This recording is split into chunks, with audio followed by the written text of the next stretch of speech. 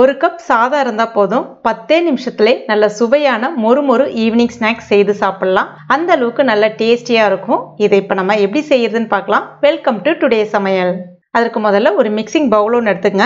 இப்போ இதில் ஒரு கப் அளவுக்கு சாதம், மதியம் நம்ம சாதம்லாம் வடிப்போம் இல்லையா, அந்த சாதம் இருந்தால் கூட நீங்கள் பயன்படுத்திக்கலாம். ஒரு கப் அளவுக்கு எடுத்துங்க. இப்போ இதை கையை பயன்படுத்தி நல்லா மசிச்சு விட்டுங்க. மிக்சியில் சேர்த்து அரைக்கணும்னு கிடையாது, கையாலே மசிச்சா போதும். அங்கங்கே சின்ன சின்னதாக அந்த நொய் மாதிரி, அதாவது அந்த சாதம் உடைப்பட்டு இருக்கும் இல்லையா, அந்த மாதிரி இருந்தால் பரவாயில்ல. அடுத்ததா 3 உருளைக்கிழங்கு வேக வச்சுட்டு தோல் நீக்கிட்டு எடுத்திருக்கேன். இப்போ இதையும் கையால நல்லா மசிச்சு விட்டுருங்க. இந்த மாதிரி உடைச்சு விட்டாலே ரொம்ப ஈஸியா மசிஞ்சிரும். இப்போ உருளைக்கிழங்கும் நல்லா மசிச்சாச்சு. இப்போ இதுல நம்ம மசாலா பொருட்கள் வந்து சேர்த்துக்கலாம். சீரகம் 1/2 டீஸ்பூன், சில்லி ஃபிளேக்ஸ் அதாவது காய்ந்த மிளகாய் இருக்கு இல்லையா, அதை வந்து பொடி பண்ணிட்டு சேர்த்துருக்கேன் ஒரு 1/2 டீஸ்பூன், கரம் மசாலா 1/2 டீஸ்பூன், சீரக பொடி 1/2 டீஸ்பூன், மஞ்சள் பொடி 1/4 டீஸ்பூன், தனி மிளகாய் பொடி 1/2 டீஸ்பூன். அடுத்ததா ஒரு மீடியம் சைஸ் வெங்காயம் நல்ல பொடிசா நறுக்கிட்டு எடுத்திருக்கேன், சேர்த்துக்குங்க. அடுத்ததா இஞ்சி ஒரு 1/2 டீஸ்பூன் சின்ன சின்னதா பொடிசா கட் பண்ணி எடுத்திருக்கேன். அடுத்ததா ஒரு பச்சை மிளகாய் பொடிசா கட் பண்ணது, கொஞ்சமா கறிவேப்பிலை இலைகள் பொடிசா கட் பண்ணது, அடுத்ததா பொடிசா நறுக்கின கொத்தமல்லி இலைகள் கொஞ்சமா, கடைசியா கடலை மாவு ஒரு 3 டேபிள் ஸ்பூன் அளவுக்கு சேர்த்துக்குங்க. இதுக்கு தேவையான அளவுக்கு உப்பு சேர்த்துக்குங்க. இப்போ ஒரு பாதி எலுமிச்சப்பழ ஜூஸை வந்து இந்த மாதிரி பிழிஞ்சு விட்டுக்குங்க.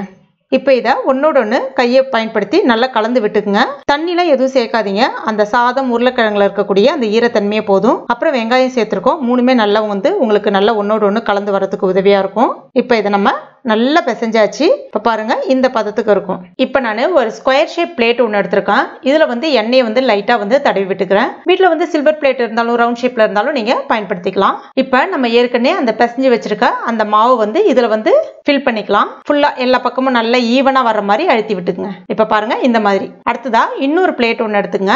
இது அப்படியே அதுல வந்து கவுத்தி போட்டுருங்க. உங்களுக்கு நல்ல ஒரு கட்டமான ஷேப் கிடைக்கும். இதுவே நீங்க ரவுண்ட் பிளேட்ல வச்சீங்கன்னா ஒரு ரவுண்ட் ஷேப் கிடைக்கும்.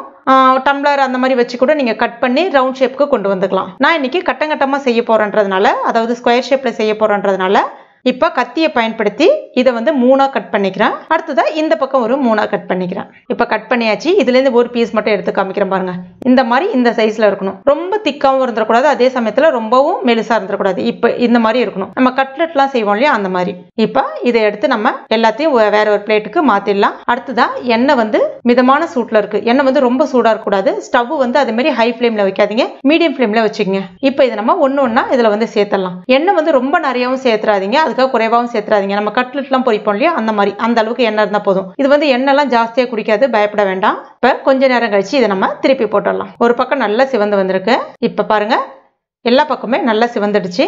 இதை இப்ப நம்ம எடுத்துடலாம். அப்ப பாருங்க குறைவான நேரத்திலே ஒரு அருமையான ஈவினிங் ஸ்நாக்ஸ் ரெடி ஆயிடுச்சு. இது நல்லா சாப்பிட்றதுக்கு மொறுமொறுன்னு சூப்பரா சுவையா இருக்கும். கண்டிப்பா நீங்களும் உங்க வீட்டுல ட்ரை பண்ணி பாருங்க. நான் இதை உங்களுக்கு பிரிச்சு காமிக்கிறேன் பாருங்க. எந்த அளவுக்கு மேல நல்லா மொறுமொறுன்னு உள்ள நல்லா சாஃப்டா இருக்கு பாருங்க. ட்ரை பண்ணிட்டு மறக்காம எனக்கு கமெண்ட் பண்ணுங்க. இந்த வீடியோ பிடிச்சிருந்தா லைக் பண்ணுங்க. உங்க நண்பர்கள் மற்றும் ஃபேமிலி மெம்பர்ஸ் கூட மறக்காம ஷேர் பண்ணுங்க. மேலும் இது போன்ற டேஸ்டி ரெசிபிகளுக்கு நம்ம டுடே சமையல இது வரைக்கும் நீங்க சப்ஸ்கிரைப் பண்ணாத நண்பர்களா இருந்தீங்கன்னா உடனே சப்ஸ்கிரைப் பண்ணீங்க. கூடவே மறக்காம அந்த பெல் நோட்டிபிகேஷன் சிம்பிளை பிரஸ் பண்ணுங்க. தேங்க்யூ.